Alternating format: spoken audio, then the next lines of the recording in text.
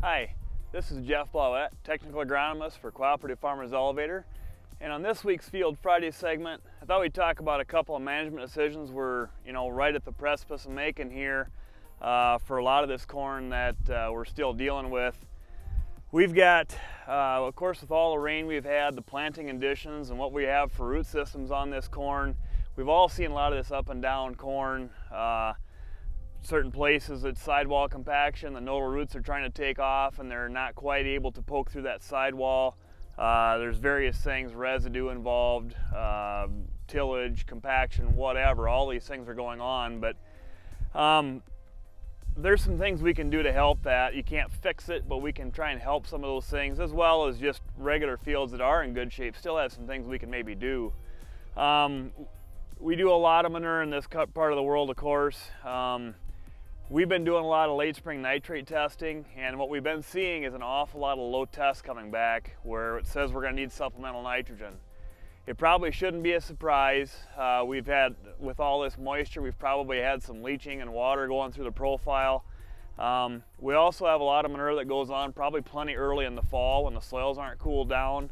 They're mobile, and of course with the water system we had, we probably lost some that way potentially, or even denitrifying by the soils just being saturated too long. So something to maybe consider, maybe we need to look at a measurement on your field if you haven't yet. You can talk to your CFE agronomist. Maybe we should do a late spring nitrate test. It's a 12-inch soil sample we have that Iowa State has some calibration on, so we at least know what the numbers mean. We can also take a 12 to 24-inch sample as part of that. We don't really have calibration numbers, but you can kind of see if there's a lot down below if you really wanted to do that as well.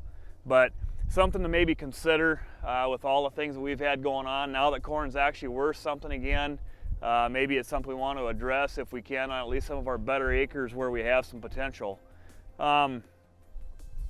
We also have something else to consider.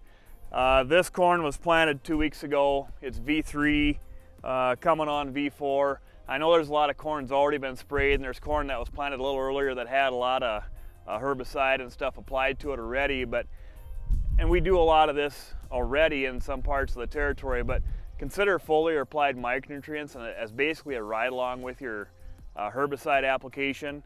We've done a fair amount of testing with, we've done in other videos we've done with our Field Friday segments. You've seen we've been out testing or planting test plots. We've got quite a few years of replicated data on products like Maxin zinc and boron, for instance, the foliar zinc and boron source. We've got replicated data, multi-year response of about 5 bushel an acre with a products combination that's going to cost you somewhere in the neighborhood of $5 to $6 an acre to add on. That's pretty good return on investment to get $20 to $25 back today. Even if it's half of that yield response, we still have more than double our money back. So there are some products like that we should be able to just add in. Might be worth it.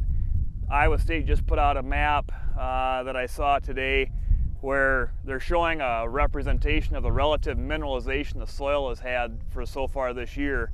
It's way behind the long-term average. Mineralization is a breakdown of the soil's organic matter and fertility or manure from previous year's applications. Cooler soils, warming up way later than normal, saturated soils, all those microbial processes are behind where they normally are. It's probably another reason why we see a lot of this yellow corn, up and down corn, is our soil is just not supplying what it normally would be in mid-June.